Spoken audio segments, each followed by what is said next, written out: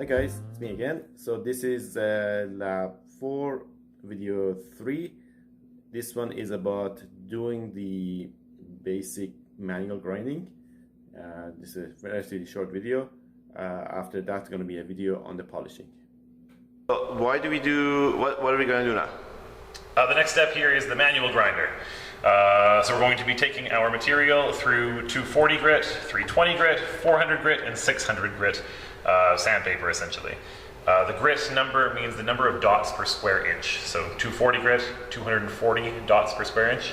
600 grit, 600 dots per square inch, significantly finer, right? Yeah, that basically means the grains would be smaller, so that would be finer. Yeah. Right, exactly. So we're going to do a progressively finer sandpaper, progressively finer scratches on the surface of our piece at the end of the day, right? And why do we do this? We want to get progressively finer so we can eliminate all the scratches on the surface of our sample, get a perfectly flat surface. That's not going to come until polishing, but we got to start that off with grinding. Okay. So, to use these grinders, we turn on the water. The water is going to provide a little bit of lubrication and cooling, but it actually also is going to allow us to suction this on here. With the water getting underneath, it is no longer being able to slide, so it'll actually hold it in place for me. I'm going to hold this in the same way that I did previously, hold it steady with one hand, applying pressure with the other, and I'm just going to put it to the top and drag it down to the bottom. Lift it up, put it to the top, drag it down. There's a few different ways that you can do this, but this is my favorite way to do it. It's definitely different than mine. So. And I usually do this about 20 or 30 times before I take a look and see how things are going. Go ahead and describe your method if you want to. Okay, so in my way, as I told you, you've probably done that. Most of you have done that. So you can apply the pressure. I don't apply too much pressure, I provide more time. So I would say for the grinding on the 240, you do it between 3 to 5 minutes, but very gentle. And every 30 seconds you rotate your sample and again continue the grinding. Then once you pretty much got rid of all those scratches, you move on to 320 grit. So you want to do that? Yeah, well, so the main purpose here is to get rid of any scratches bigger than 240. And so if you take a look at the surface of my sample now, can you see that in the light? Zoom in. Is that a good angle for the light? Yeah, that's actually good, yeah. So you can see the scratches that I've created there are now all going in the same direction. Do you see any scratches going opposite directions? Oh, probably no, because it's not clear here. But you can see rough.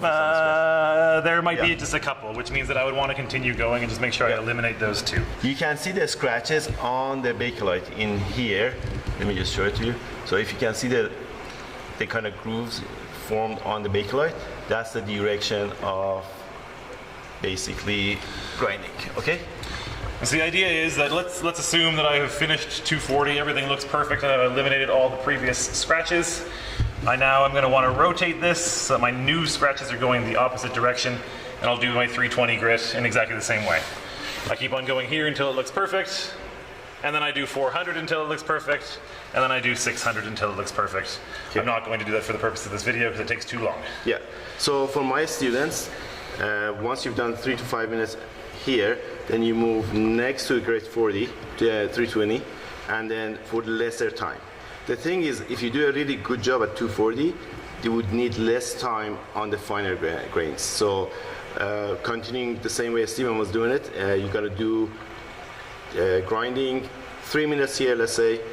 Same every 30 seconds you rotate your samples. Can I have the samples, please? I can do that. And then, yeah, so you rotate the samples. So we do it for 30 seconds, Mal's saying, and then rotate it.